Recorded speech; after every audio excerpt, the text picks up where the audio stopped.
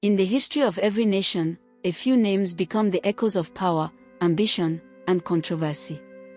In Nigeria, one of those names is Chief Samuel Ladoke Akintola, a man of soaring rhetoric, shrewd political moves, and a tragic end that rewrote the nation's political script. Samuel Ladoke Akintola was born on Sunday, July 10, 1910, in the historic town of Ogbomosho in southern Nigeria. Raised in a devout Christian family, young Akintola was taught discipline, tradition, and excellence. He began his education at Baptist Day School, Ogbomosho. After his elementary education, he moved to Baptist College Ogbomosho, a teacher training and seminary school, in 1925, and after completion of secondary education in 1930, being a brilliant student, he was sent to Baptist Academy, Lagos, as a tutor of general science, biology, and Bible knowledge. In 1930, Samuel Akintola became a teacher and housemaster at Baptist Academy, Lagos, where he served for 12 years. However, faced with the monotonous and stagnant life of a school teacher and the lack of career prospects, he resigned from the academy in 1942. Thereafter, he worked briefly at the Nigerian Railway Corporation, before switching to journalism, by joining the Nigerian Daily Service newspaper and eventually became its editor. In 1946, he proceeded to Fleet Street, London School of Journalism for a year and, on completion, he studied law and was called to the bar at Inner Temple, 1949. A new chapter had begun. Upon returning home in 1949, Akintola didn't just bring a law degree, he brought an ambition set to shape a nation.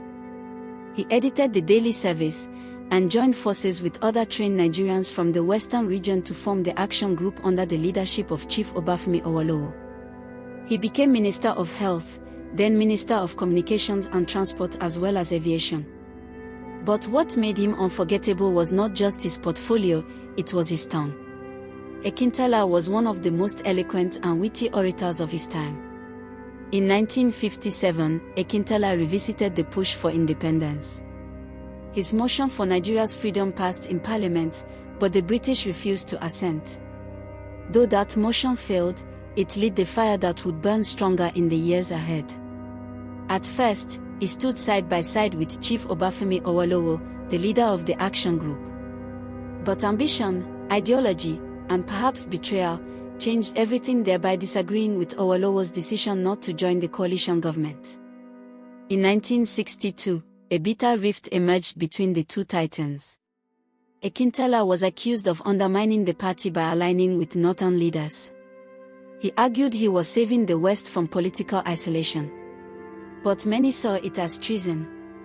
In 1962, he was responsible for completing the founding of the University of Ife, a university that was later named after Obafemi Awolowo, his political rival. Captivatingly, his son Justice Aare Ona Kakanfo, an Oyo State judge, served in the university as a lecturer.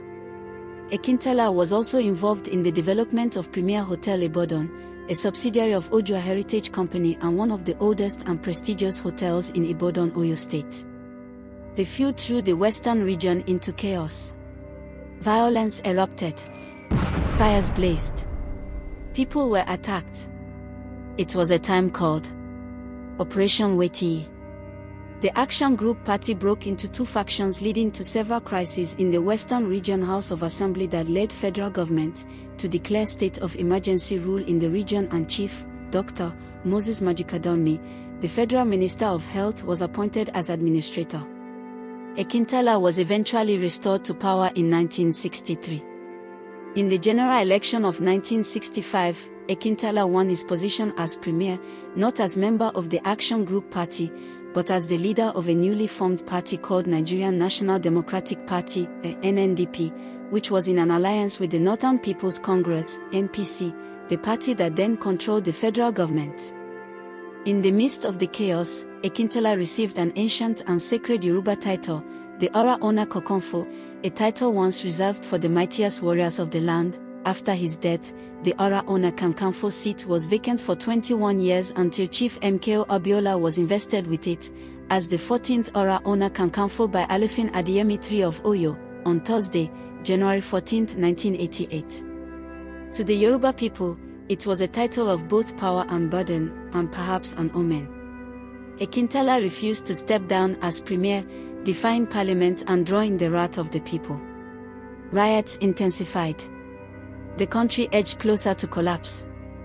On the morning of Saturday, January 15, 1966, the tide broke. A military coup, also known as Young Major's coup or the coup of the January Boys, swept through Nigeria. Chief Akintola, in his Ibadan home, was assassinated by soldiers at the age of 55, making him the last premier of Western Region, Nigeria. Today, opinions on Akintola remain divided. To some, he was a visionary realist who challenged the status quo. To others, he was a betrayer of trust whose ambition drowned democracy. His name lives on in institutions, in controversies, and in the unending lessons of Nigerian politics. Chief Samuel Ladoke Akintola was many things: lawyer, warrior, politician, orator. But above all, he was human. Flawed, bold, brilliant, and ultimately, consumed by the very fire he helped ignite. Chief Samuel Ladoke Akintola's story is one of brilliance and contradiction, a man who rose from humble beginnings in Ogbomosho to the highest political seat in Western Nigeria. His courage, eloquence, and boldness earned him both admirers and enemies, and his choices left marks that still shape Nigerian politics today. History remembers him not only for the controversies that shadowed his career, but also for his contributions to education, governance, and the Yoruba cultural heritage. His life reminds us that leadership carries both glory and burden, and that ambition, when unchecked, can burn as fiercely as it inspires. Though his journey ended tragically in 1966, Akintola's name endures in the institutions he helped build, in the debates he sparked, and in the lessons his life continues to teach about power, loyalty, and destiny. His story is not just about one man, but about the trials of a young nation seeking its path.